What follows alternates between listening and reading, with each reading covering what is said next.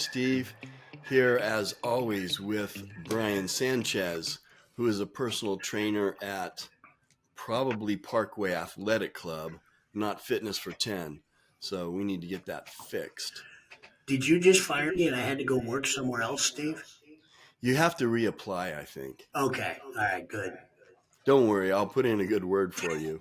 You know a guy? Yeah, I know some people. All right, thanks.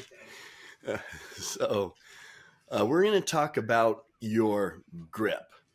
Um, there's lots of different ways to grip a bar. If you're doing bench press, you can do a reverse grip. You can grip it this way. Doing pull ups, you can change your grip, seated row. So, um, does your grip matter? Um, I guess I would say yes, but I'm saying yes because it either matters or it doesn't matter depending on what exercise you're doing. So it's always going to be a default yes. Um, but you could also say it depends, right?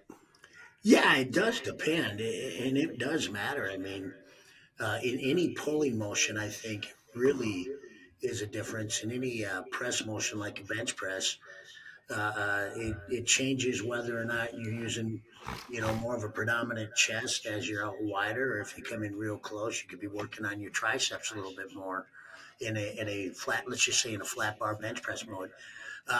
Where this comes up a lot for me is in rowing techniques or pulling techniques. I do it with a lot of my clients. We use a lot of dumbbells, and I actually specify during the routines where I want, if I want an overhand grip, a neutral grip, or a reverse grip. And what I mean, I'm going to put this in front of my uh, camera here. Front grip is on top. Neutral grip is on the straightaway. Reverse grip is underneath. The reason I show you that is when I talk about it, I want you to understand what I'm saying. And that's just my terminology. I'm sure there's way different ways people talk about what that grip is. And to give you an example, let's just use the rows. When I'm working with clients, a lot of the times I'll have them do, you know, front, reverse, neutral, in the sense of if my hand is like this and I'm pulling, I have an expectation that I'm hitting more of my upper back, maybe, and depending on where I'm pulling toward, I could be going up into my rear deltoids. If my hand is like this and I'm pulling it and I'm putting it into my pocket, if you think in a row situation, I'm working the entirety of my back. If I'm going into a reverse grip with a dumbbell row, I expect that I'm going to be hitting my lats a little bit harder. And I think that's important to understand, especially if you're into or you're hoping to get into more of a physique thing. So in those instances, yes. If my hands in a bench press are closer together, I would expect that it's going to hit my triceps. If I'm going wide out on my bench press, I'm expecting more of the chest to take over, although the tricep will be in support. If I'm doing a machine, a shoulder press machine, if my hands are, you know, up in a traditional way, that's going to hit my deltoids a little different than if they're in front and attacking the front. So hand position does matter. And a lot of the times when people will ask, well, how do I do them? Well, if I'm doing 3 to 4 sets of it, maybe you could switch it every set. Or if you're doing your shoulders twice a week, or your rows twice a week, or something of that nature, maybe one day you do them in one grip, one day you do them in another grip. So you're always impacting those muscle groups just a little bit different. So like Steve says, everybody, the simple answer is yeah, it matters, but it just kind of depends. Depends on what lift you're doing and what you're truly trying to achieve. Bottom line is if you're gripping and pulling, you're doing something good. You're gripping and pushing, you're doing something good.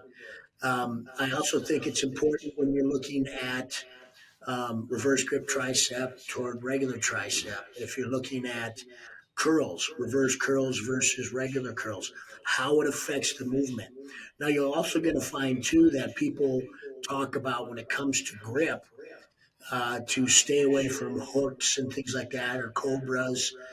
grips because you want to formulate your muscle growth in your forearm because that grip is so important. Um, that is an issue. I do use some grip devices when I get heavier in my lifting, but not for the lower levels because I do want that forearm working a little bit harder. But when I use grip devices to help hold on to things, that's because I'm going for the big muscle group and I don't want to worry about whether or not I can hold on to it with my forearms. So, short answer, yes. Other answer, depends. Steve? Yeah, that's good. And I just want to clarify, you're talking about straps. So Yes. Yeah. Yeah. that's going to help you grip because you want to focus on the larger muscle group that you're working as opposed to gripping it and working your forearms. Right. Right. The machine thing, usually you have grips here or here. This is going to work a little more of the front part of the deltoid. Here is going to move back a little bit. Another example is pull-ups. If you do Yes. reverse grip pull-ups, you're going to work a little more bicep. You're still working the lats, but you're going to work a little more bicep as opposed to doing it here. And then the bench is a perfect example. The wider you go, the more chest. You go more narrow, you're going to get a little more tricep. And you can choose anywhere in between. So your grip matters, but depending on where you put your grip is going to affect how you're working your body and what area you are emphasizing most on your body. So I think that's it explains it. If you guys have questions, put them in the comment section. We'll be happy to give you our opinion on this whole grip thing. Hopefully that makes sense. Any last thoughts, Brian? Nah, just grip and go. Grip and go. I like it. All right, That's what we everybody. do. That's Brian Sanchez at Fitness for 10, now Parkway Athletic Club. So thanks for being with us, and we will see you next time. Take care, everybody.